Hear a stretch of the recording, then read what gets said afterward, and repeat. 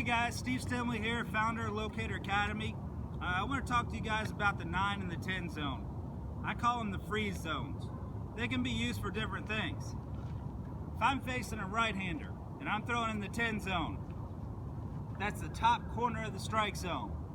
It's really good for guys with long, slow swings, cold days when guys are having a hard time getting the bat head out, jamming guys, giving them a jam sandwich, fastball hard and inside. Another time it can be used is when you're pitching backwards.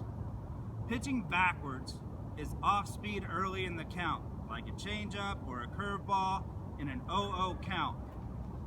For a strike in the green zone, it can be a swinging strike or it can be a called strike. But when you throw that first pitch, off-speed pitch, pitching backwards, and then you get 2 strikes on the guy, he's thinking about that off-speed pitch. He's thinking about that changeup or the curveball in that 1-2 count. When he's thinking about the changeup or the curveball in the 1-2 count, he's thinking slow and low. You give him high and hard, it's gonna freeze him. He's gonna be locked up, or he's gonna do this. That's why we call it a freeze zone. Because if he's looking slow and low and gets high and hard, he's gonna be frozen. Same thing with the lefty. If you're a right-handed pitcher, say Greg Maddux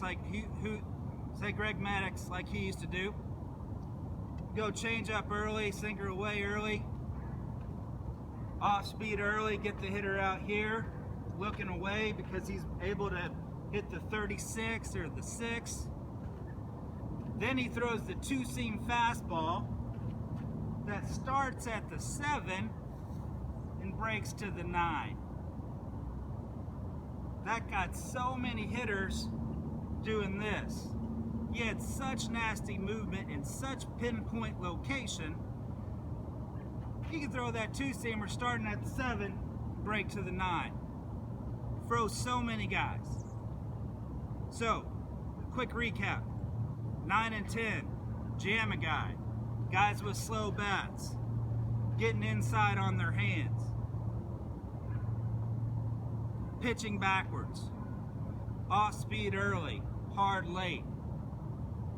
Very important to realize that when you're throwing at the 9 and the 10 and you miss, you want to miss towards the inside of the plate or towards the outside of the plate. We don't want to miss in between the 9 and the 10. It's a very dangerous spot. So when you miss in or miss away. Don't miss middle. That's dangerous. That's a meatball. That's something we never want to throw. It's as important to miss in the correct spots than it is to hit your spots. Aiming for the 9 and the 10, miss inside. Make it a purpose pitch. Get in on guys' hands. Jam them up. It'll also open up away. 9 and 10 can be good tunnels for curveballs for strikeouts. So think about this. I've got a really good curveball with good tilt and depth. Starts at the 10, breaks down to the 45, or the 4U. So I throw a fastball at the 10, get a guy to look at it for a strike. I have 0-2. Then I'm throwing a curveball right out of that same slot, starting at the 10, and it breaks down to the 4, or the 45, or the U.